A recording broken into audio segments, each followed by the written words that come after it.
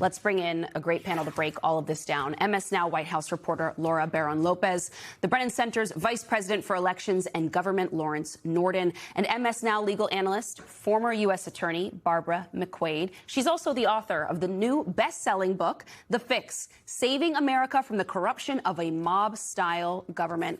It is great to have all of you guys with me this morning ahead of this primetime address from the president.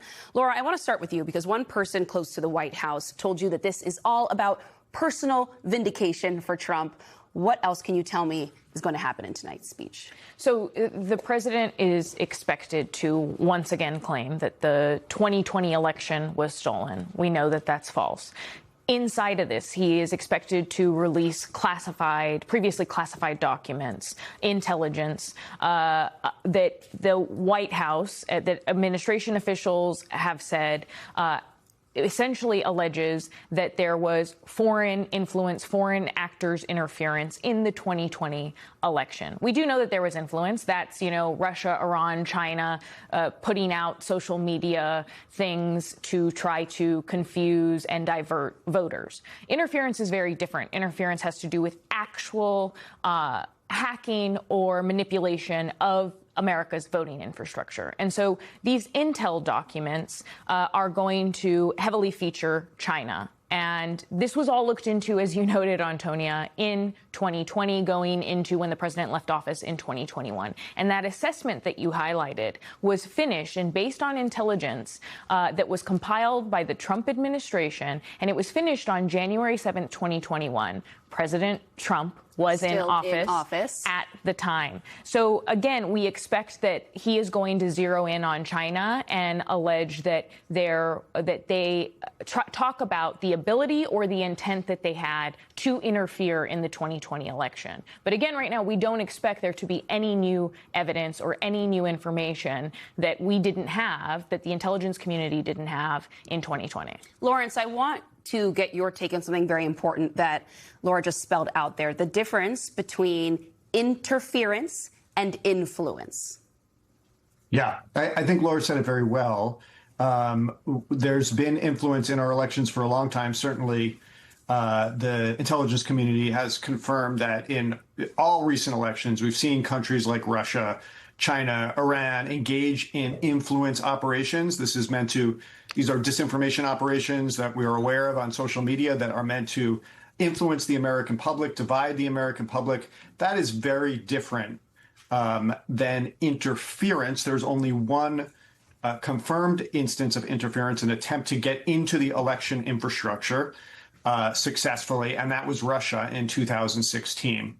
And I think it's worth pointing out that not only was President Trump president when the IC made this assessment that there was no interference in the election in 2020, the current director of the CIA for Trump, John Ratcliffe, was the head of the DNI, which oversaw that assessment. So, Laura, if John Ratcliffe is now part of this task force, but he was also there and as DNI during the 2020 election, can he credibly claim that he's found and discovered and read new things that he didn't have access to the first time around?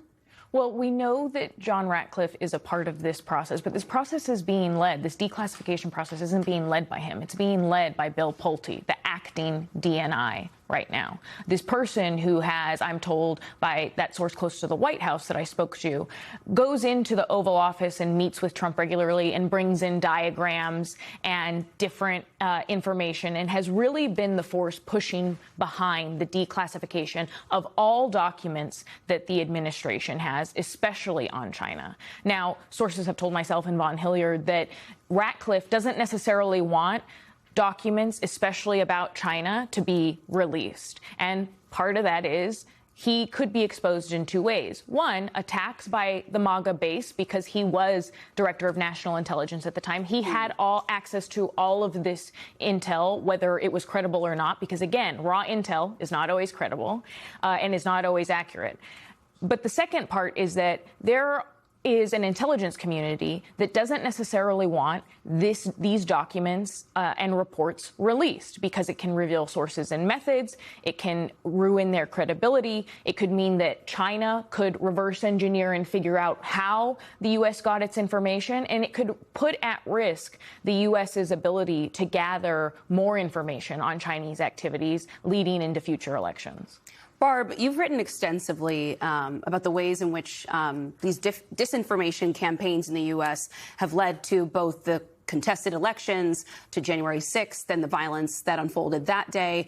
And I guess I want your sort of broad take on why the U.S. seems so vulnerable right now, and why the administration, despite the fact that reporters are out here debunking these things day in and day out, they've been able to sort of do these drip campaigns where they pretend they're releasing brand new information to the public, whether it's Tulsi Gabbard or it looks like what's going to happen tonight. And they sort of reframe it, although it is something brand new and nefarious, even if it's fundamentally something that has been addressed before, they're still successful in presenting it in new ways to the public and undermining people's confidence.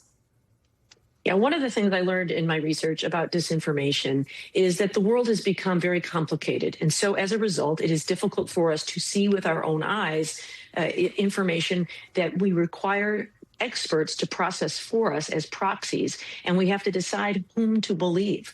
And so when people are aligned with President Trump because of other things that he shares in terms of values, people may be inclined to believe what he says about documents. But in reality, what we are seeing here is an effort to cherry pick classified information based on raw intelligence. What the intelligence community does is it takes in all of this raw intelligence, some of which it deems credible, some of which it deems not credible.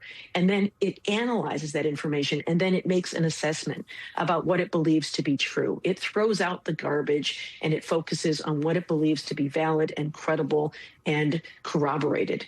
Instead, what I worry is going to happen here is that President Trump and his team, led by Bill Pulte, who has zero intelligence experience, is going to pick out some of these raw intelligence documents that point to election interference by foreign adversaries and suggest that that is a credible conclusion.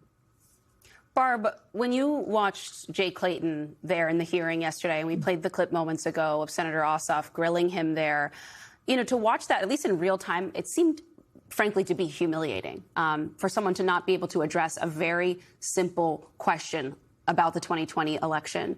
Do you think that kind of visual, those moments, do they have real impact, or is the American public so exhausted and overwhelmed with this narrative that has constantly been pushed that Clayton will easily move on from a clip as embarrassing as that? Well, certainly one of the goals of the MAGA movement of Donald Trump himself is to exhaust the public, in the words of Steve Bannon, flooding the zone with garbage. And if there's so much out there, people tend to tune out and say it's just more politics as usual. But I really credit Jon Ossoff with his questioning here, because too often we see members of Congress who either lack the time or the skill to effectively follow up on a question. And he repeated his question again and again because he did not get an answer. We heard Clayton say, "I've given you my answer." No, your answer was to not answer the question. And so I think it was an important service for Senator Ossoff to continue to press that point. And I think we see how far we have come from early 2025, when at least we got nominees to concede that Joe Biden was certified as the